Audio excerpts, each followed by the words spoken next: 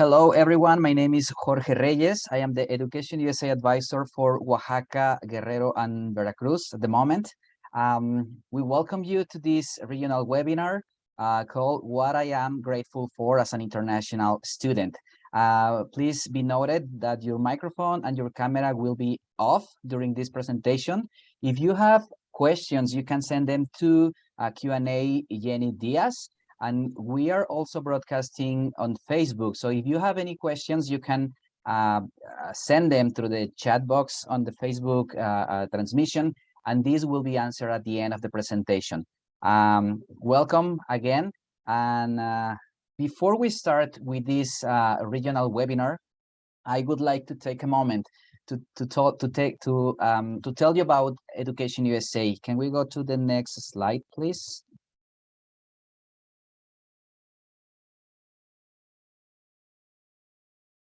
Okay, yeah, that one. Okay, what is Education USA? Well, Education USA is a global network of advising centers from the U.S. State Department, from the government of the United States. What we do is we do advising services for those students that would like to pursue higher education in the United States. We do not work on MOU with universities from the United States, but we work with more than 4,000 universities that are in the States. Our main intention, our main goal is to provide accurate and comprehensive information for those students that would like to pursue a higher education in the States. You can find your nearest advising center in educationusa.state.gov. We are here in Mexico. We are 26 centers, but you can look for your closest advising center at this webpage. Our main target are students, high education institutions, governments, and NGOs. And of course, all the information that we provide is free. So we don't charge anything for any of the information that we can deliver. Many of our services, because of the pandemic, were online as this regional webinar. But there are some peers that are currently in some offices, so you can look for those services as well. And without further ado, I would like to present my peer, Ana del Arenal, Education USA advisor in Pachuca, Hidalgo, and she will be taking over of the interview with our three panelists. So Annie. Thank you so much, Jorge. Thank you so much, Jenny, Pau, Monse, Jonathan. As my colleague mentioned, today's event, it's gonna be a little bit out of the box. We wanna have a fun and interactive event where Monse, Paulina, and Jonathan will share their experience, learnings, memories, and more as international students in the United States. Can we go to the next slide, please? So I will start by introducing our three guest speakers. Monse Carmona was born in Guadalajara, Mexico. She moved to the US when she was 12 years old, did her bachelor's degree in biochemistry and molecular biology at Houston Baptist University, since she wanted to study medicine. She is currently studying her master's in education, also at Houston Baptist University. In her spare time, she enjoys helping others, volunteering, arts, and making connections with other students. We have Paulina. The next slide, please. Paulina Bautista was born in Monterrey, currently studying an undergraduate degree in education at the University of North Texas in Denton, Texas. She expects to graduate on fall 2022. She belongs to two student organizations. And a fun fact about Pau is that she has been a senior since her second year of studies. And we also have Jonathan Gama. He is from Mexico City. He is studying a PhD in physics at Stanford. He was an Education USA grantee in 2020. A fun fact about Jonathan is that he plays several musical instruments. At some point, he thought about becoming a musician. Thank you so much, guys, for being here with us today. We will start with the questions. So, first question. Can we go to the next slide, Jenny, please? Thank you so much. Okay, cool. Okay, so first question is, what was a challenge that you faced and what was a challenge you thought you were going to have and you did not? Like when you arrived to the US or when you start classes. And you can also talk about the pandemic from last year and this year. What was your experience like? We are gonna start with Pau. Thank you very much. And well, yeah, there were like several challenges that I encountered, especially when I was first arriving over here to the US, which was on 2019. Probably the biggest shock for me was the time where people usually eat during the day, especially lunchtime and dinner time, because at least in Mexico, I don't know about you guys, but I was really used to having lunch at around maybe 2 or 3 p.m. and having dinner like way later at night. But over here, people tend to have lunch earlier at noon and dinner at 5 p.m., which was the weirdest thing to me at first. I remember during my first week of classes, there was someone telling me that they recommended me going to the cafeterias at really weird times of the day. So between 2 or 3 p.m. because nobody went there at that time. I was very confused and shocked. Yes. But I've learned to like have a balance and coordinate with my friends whenever we want to go and eat together somewhere. So now you go and have lunch or dinner at the same time as in the US people usually do there, or still like in Mexico? It's kind of like a combination of both. Probably through during the weekdays, I usually have lunch a little bit earlier because it sort of matches my my class schedule. But during the weekend, since I have like more free time and everything, I can take my time to Good. eat at the times that I'm used to. Yeah. Okay. And something that you want to share about the pandemic from last year? How did it go? Oh, well, there was one sort of a big challenge that I faced when the beginning started, which is something that I never thought I would encounter. And that is housing insecurity, because it was kind of hard. Because, you know, when the pandemic first came over here, people started moving out of their dorms. And my plan, once the semester ended, was going back home to spend vacations with my family and to live there, because after all, it's my house, right? But that was kind of impossible because, you know, international travel was not a good idea at that time. So there was a moment where I didn't know where to go, where was I going to live next? But luckily enough, I had several friends and relatives that were able to willingly receive me into their homes, which is something that I'm super grateful for. It's been crazy, like moving out from one place to another.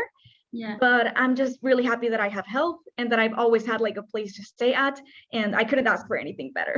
That is so nice. Thank you so much, Pau. Jonathan, would you like to share your experience, your challenges? Sure. Can you hear me now?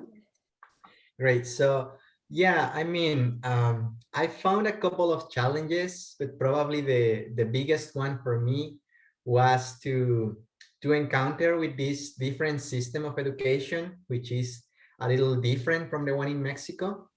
I found that there's more some sort of intellectual freedom. You have more liberty to do whatever you want. What I mean with this is that you can decide what classes you want to take. You can take classes from different departments, not only from your department, but also from other departments as well. At least here in this university, you have the opportunity to make what they call rotations, which is kind of exploring different research areas before you decide where you're going to stay. So all that freedom felt weird to me because I was not used to that. I was used to be told, you have to take these classes, you have to do this work, and that's it. So for me, that was the biggest challenge at the beginning because I had no idea what I was going to do and I wanted someone to tell me what to do, but that's not the case here. So I remember that in one meeting that we had, one of the professors said something like, we are bringing you here because you are all smart people, so we don't have to tell you what to do. And that really touched me. I was like, okay, yeah, maybe I can do this by myself. So since that moment, I think I started to trust more my own gut and my own ideas and really started pursuing my own goals. So yeah, I think that was the main challenge for me at the beginning.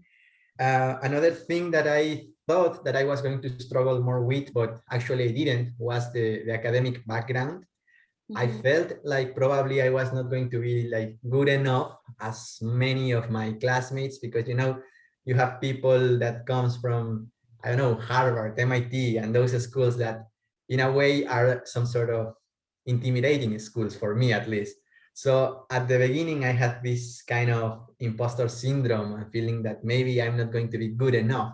But with time, you take classes, you see your classmates, you talk to them, and you realize that, yeah, you can do it. You also have enough knowledge to take the class, to take the quizzes and everything. So yeah, I mean, time and knowing them helped me to overcome that challenge. And at the end, it was not a big challenge. I mean, I think I dealt with it very good.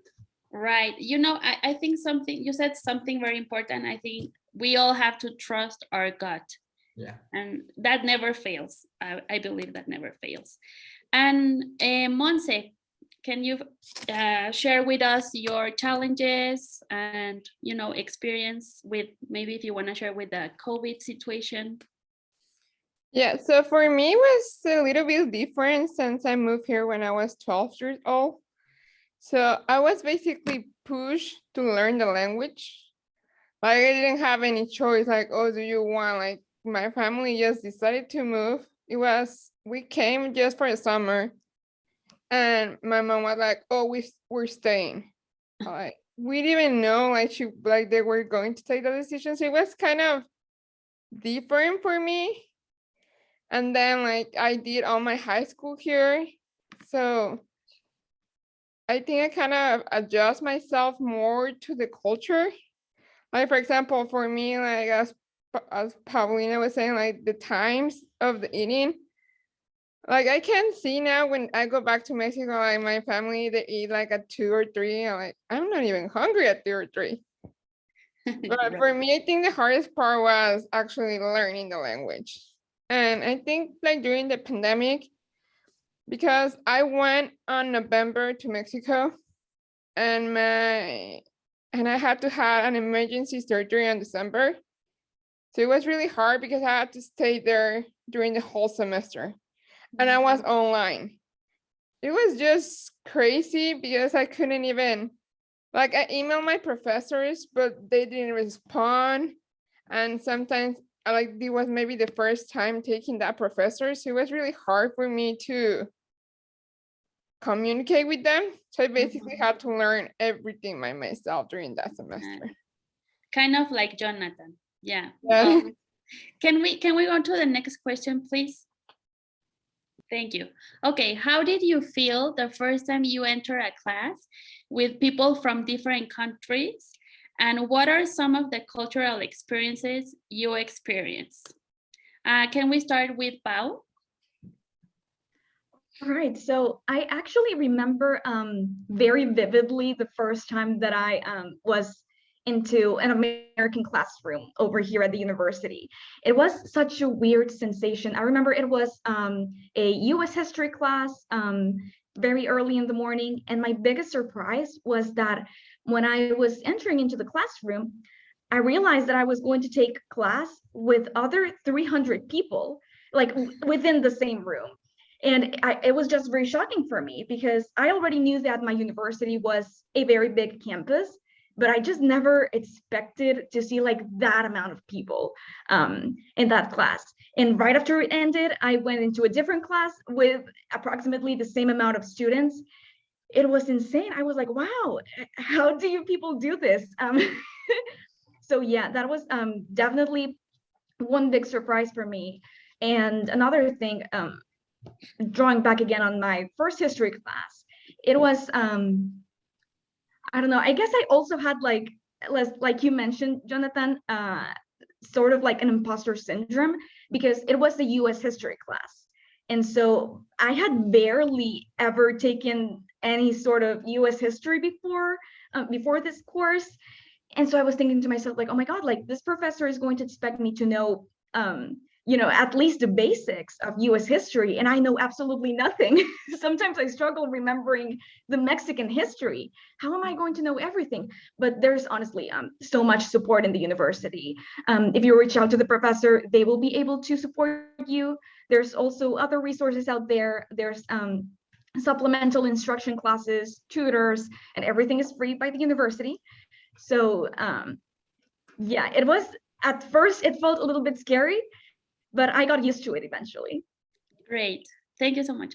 Monse, what can you tell us about, cultural differences? For example, I feel that in Mexico, we hug and kiss people when we say hi. And I feel like that's something you should avoid in the US. I think it depends on the kind of people you hang out, because there are a lot of American people that are actually like really emotional, and like they are the ones that actually hug you. Okay. But yes, it's really different because I have friends from both sides, like Hispanic, not a lot are from Mexico, they're like from Venezuela or Colombian. Mhm. And I have also like people from here from other cultures. And I think the culture that does less emotional things are the ones from Asia. Like they're the ones that are more like they want their space. Like you cannot like hug them or kiss them. Like they're like in their own bubble and no one can go inside their bubble. All right. Okay, thank you so much. And Jonathan, how was your experience at a level of a PhD? Like, I feel it's different than an undergraduate for Pau. Yeah, I mean, it's kind of different because I'm taking some classes, but you don't take like a class with your whole cohort. It's maybe some of them or not all of them at all. So it's quite different, but I remember the first day of the quarter. Well, not the first day, the day before the first day of the quarter, we had a little trip to the beach, like all the cohort. And that day was very special to me because it was a very informal gathering. So we were all there just, like playing in the beach or having fun, having lunch, whatever. But that event really touched me as well because I felt like we were all the same, even though we come from very different places. We all have very different stories. We have different interests. We were all there in the same place having fun and just interested in getting to know each other. So that little trip to the beach was very important for me. And I felt that that was my first day of classes with them, the first day that I got to meet them and to know about their previous research, their current research, and just that kind of bizarre combination between people that is very intellectual and the beach environment. It was so special for me. So that's what I can share from my first day with them. Thank you so much. And then we have the next question is, what support or services did you receive to feel more welcome? Like, for example, maybe, I don't know if you want to talk about the international or admissions office. Did you have any counselor? Pau, why don't you start? Of course. So actually those the examples that you mentioned were exactly the ones I was going to talk about. The first one is the UNT International Affairs Department. I swear that the people in the international office have been some of the nicest and most supportive people that I've ever met. And after all, it's understandable because they constantly deal with like international students coming in, and they're familiar with all sorts of struggles that they might face along the way, especially at the beginning. So they have always made sure to like implement programs and sort of like student groups to gather and meet other international students. And it's just a beautiful experience because you get to meet other international students that may or may not be new to the university. And in the end of the day, they end up providing a really nice space where there's all sorts of cultural exchange and you end up making friends from all over the world. It's amazing. And then the other resource is on campus, we have counseling and testing services, where they can match you like with a counselor or therapist. I feel like there's a lot of stigma around it, that people think that you need to have a problem in order to go with them. But I mean, I reached out to them because since the very beginning of my first semester, because I was aware that as a new international student, I was probably going to experience some sort of culture shock. And I just wanted to like have a resource to sort of like prevent it from happening, or at least to lessen the impact. And I think it worked really fine because I was my first semester, and all my semesters over here in general have been very manageable. And yeah, my counselor has always been like super supportive towards me, and they are very understanding about your experiences. Yes, that is so nice. Okay, and Monse, what about you? Did you receive any support? I know you started very young, but apart from having your parents there at school, maybe your teacher. Yeah, so like when I came, I entered to a program that is called Newcomers, and they just accept like people that they don't know any English. Like you just start from the basic. They only teach you English and math. So they just focus all your attention to learning the language. Mhm. But also it was hard for me, that transition from high school to the university, because like my family didn't know. When my counselor, I remember in high school, she told me, "Oh, you're a junior, you have to do the SAT." I'm like, "What is the SAT?" I didn't have any idea. So like, I know like also I choose HBU for the main reason because it's really small campus. And like you get to know everyone, and your professors usually know you. Mhm. So I like that because like my international advisor like also helped me a lot. And she has connected me to a lot of people who can help me. Like if she doesn't know, then she connects me to the right person who can help me. And I like that. I also like that they actually know your name. Like because I know in a lot of big universities, like you're just a number for them. Mhm. Like with this one, like they actually like when you go, like when you walk in the hallways, they actually say hi and they say your name to you. Yes, exactly. And Jonathan, what about you? Since you are starting a PhD, did you receive any support or services? Yes, at the beginning of the quarter, we had two orientation weeks, and I believe those orientation weeks were very important for me. The first one was more about general administrative procedures for the university, things related also with the visa, with the credits that you have to take. More like general information for international students. And that was very important because there are many things that you don't know that you have to do, but you have to do it. It's good to know all those things. And the second orientation week was more specifically oriented to the physics department, which is where I am. That was also very good to have that opportunity to know about how many credits you have to take each quarter, what are the milestones for your research, when you have to start thinking about graduation and all that timeline that is important for you to bear in mind. So those two orientation weeks were very important, but also another resource that I find very useful is that they give you a mentor, which is another PhD student, but let's say in a higher year of his career. So he can also give you some advice more like on a grad life level. So he has been very helpful for me, talking about, let's say, how to get around in the city, get to know more about social life in the city. I don't know, where to get groceries, stuff like that. That it's more about your daily life as a graduate student. Right. So those are the resources that I have found the most useful. Nice. Thank you so much. Can we go to the next question, Jenny, please? Thank you so much. Okay, in what clubs, students, associations, or extracurricular activities have you participated in your US institution? How have this experience helped you face any cultural challenges? Or maybe we would like to know if you have started a club at your university.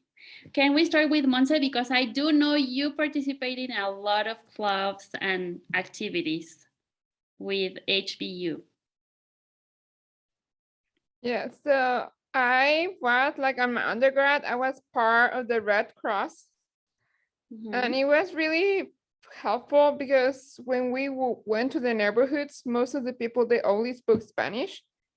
So I was basically like, we were only 3 people in the whole club that spoke Spanish. So like I felt really comfortable because I was able to translate and help those people in need. Right now that I'm on my master's, because I'm doing the master's in education, I'm basically like in a group where the teachers go and we go volunteer to different elementaries. Mhm. And I like it because also like I prefer to go to the, what's it called? I forgot the name, like the lowest income elementaries, Yeah. where most of the parents, like they cannot help their children because they don't know how to write or how to read. So it's really hard for them to teach their kids how to read and write if they don't know it. So Mhm. I'm doing that right now, and I'm just in that transition. Very nice. Thank you so much. Jonathan, what about you? Have you joined any club while studying PhD? I know it takes a lot of time for you to like, it's already taking you a lot of time to study and all that. Maybe have you joined any club?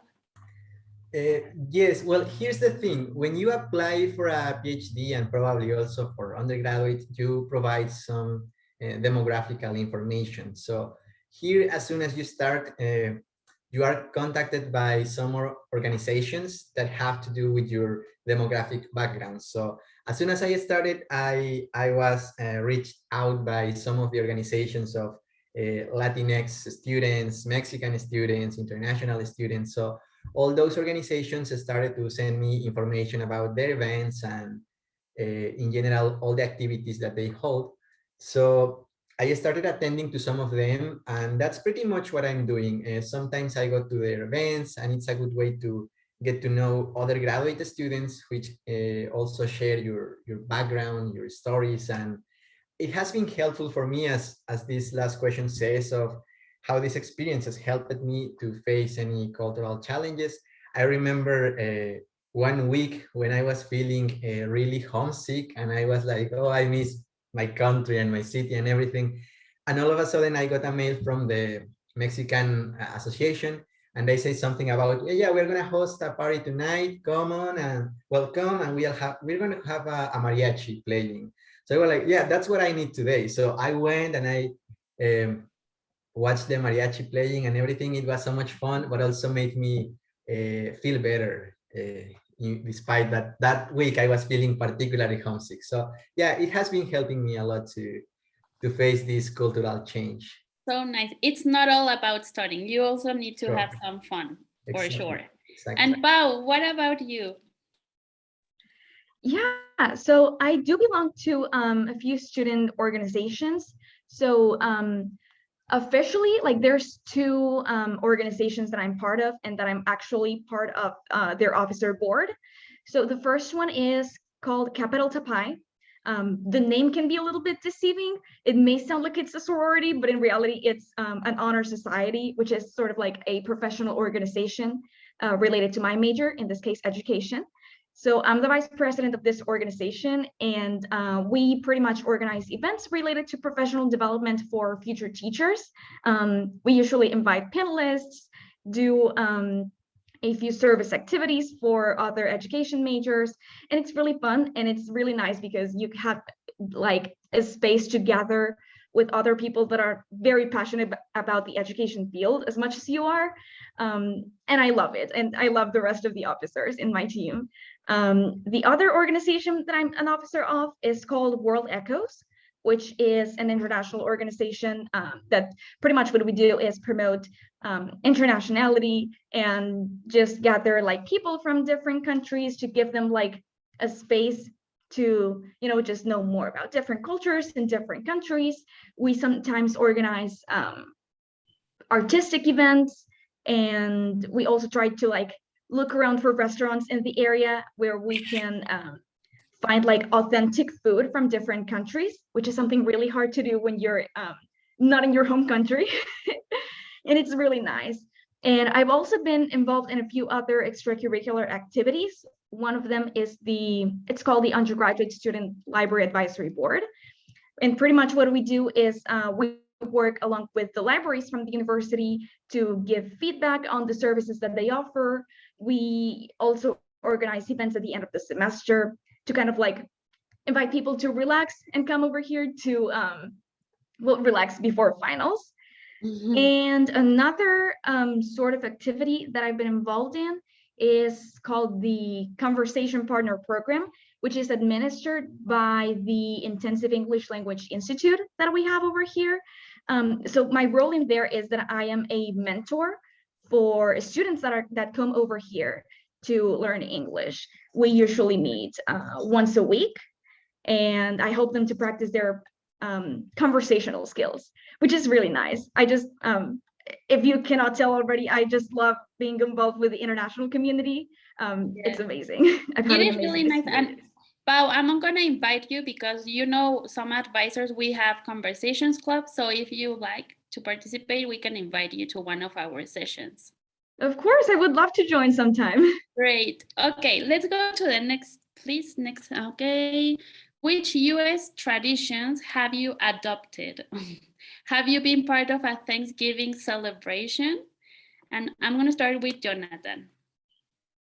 We wanna know, Jonathan, we wanna know, guys, if you are gonna celebrate Thanksgiving this year, like this Thursday, will you cook something? Is there something that you really enjoy having from, all the dishes that they prepare? Sure.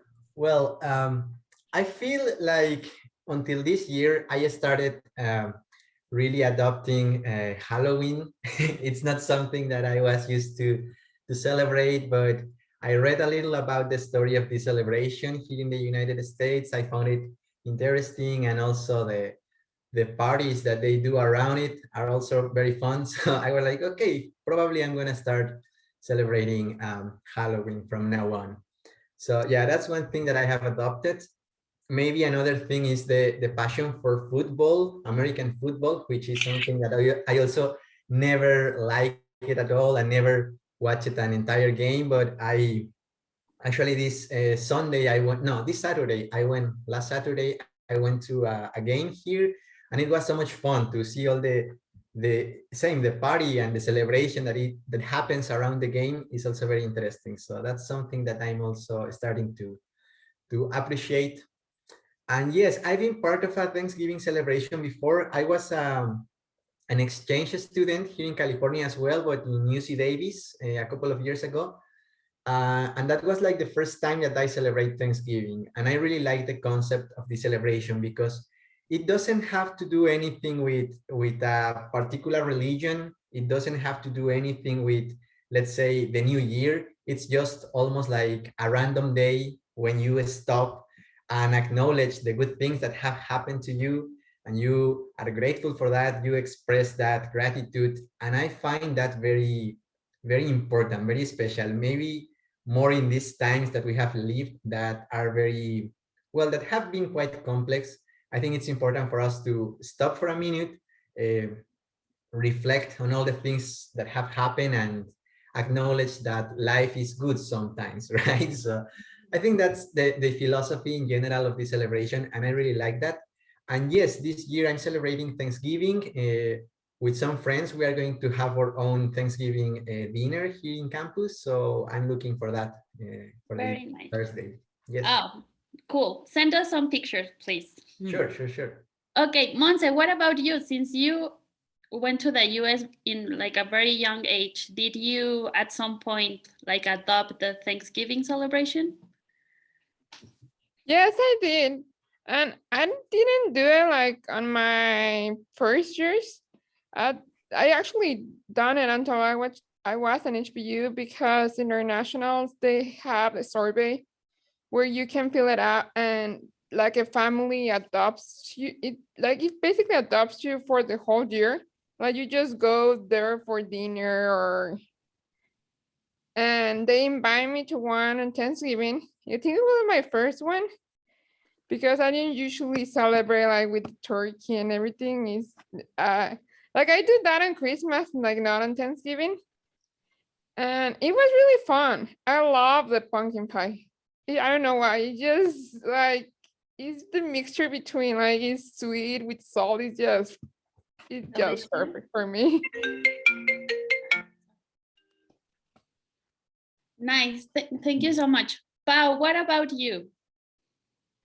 Yeah, so during the past 2 years, I've had, well, not the past 2 years, my first year and this year, the UNT Division of International Affairs has organized sort of like an international Thanksgiving dinner, on which pretty much what they do is invite, well, the international students at UNT to gather at a Thanksgiving dinner organized by the university specifically for international students. And they have pretty much like all the traditional dishes that you can imagine, like the turkey, green beans, mashed potatoes. And it's really nice. Like it's food. I feel like there's always this stereotype that university food or college food is not as good, but honestly, they go above and beyond for these kinds of events. It is a lovely experience. Like every time of the year when it's like when we're getting closer to Thanksgiving, that's like the one thing that I'm the most looking forward to. It's a really fun time. And also during the past 2 previous years, I've had like a few friends inviting me towards like for Thanksgiving dinner with their families. Unfortunately, there's always been like something coming up and I for some reason cannot make it. But this year I will be celebrating Thanksgiving on Thanksgiving Day with a few of my friends over there in the Houston area. I'm gonna be nearby. So yeah, it's gonna be really exciting. My friends, their siblings, and honestly, their family has felt almost like a second family for me. And I'm really, really, really looking forward to it. Great. Also, guys, send us some pictures from your, your celebrations, Monse and Pau, too, please. And we have 2 more questions. Okay, the next one is, what are you grateful for as an international student in the United States? Like, I feel like these times because of the COVID and the pandemic, we'll learn a lot, like to be really thankful for what we have. So can you share your experience with us? I'm gonna start with Monse. Yes, like I think I'm pretty grateful for all the opportunities the US brings to you. Why it's not just for you to grow personally, but also because a lot of people say, oh, you come here because like you can have a better life and it's economically better. But I don't think that, like, I know you need to have money to live, but I don't believe is the main point. Like, I like it too because you can actually grow. Like I have been growing personally too, because I have been experiencing like different cultures and also adjusting myself to different kinds of people, which I know in Mexico, I wouldn't have the opportunity to do that. Like you have to be like in a country where a lot of people come and like, it just basically is a mixture of everything. Yes, totally. But what can you share with us? Yeah, well, first of all, I have to say that I really agree with what you said, Monse. It's just really amazing, when you take a moment to step back and realize like, wow, like there's so like a lot of access to many things over here, like so many experiences that I would never have had I not come over here to study in the United States. It just has created for me like a space for a lot of personal growth. And it's insane. Like I look back to a few years when I was still in high school and I feel like I was a completely different person, right? But I've changed in a good way. So that's one thing that I'm really grateful for. I'm also very grateful to be at a university that has been very caring about me and very supportive towards like, the whole international community.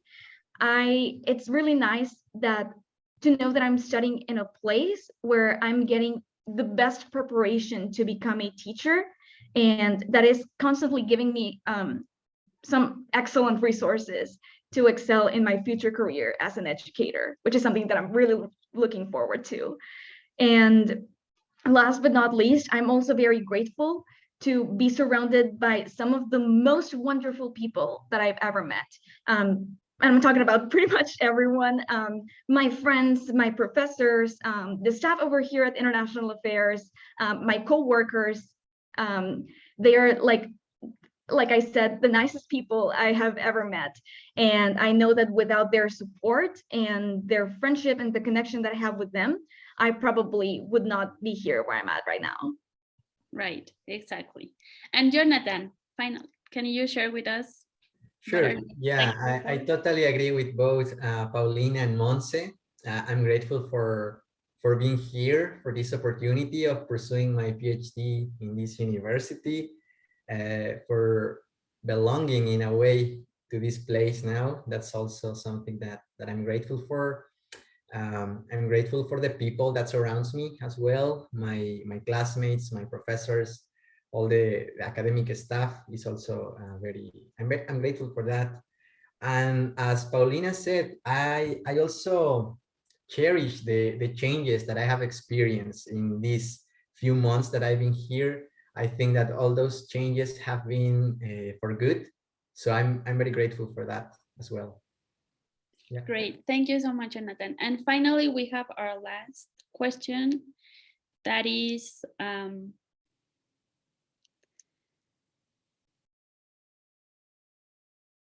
okay. Do you have any advice for students who will study in the United States so they can adapt better to the culture? Maybe if you can think of like when you started your process and you were about to go to the US and maybe you thought of, oh, I should have brought this or that, apart from maybe food or candies, but maybe something that you can recommend our students that are applying like for studying in the US.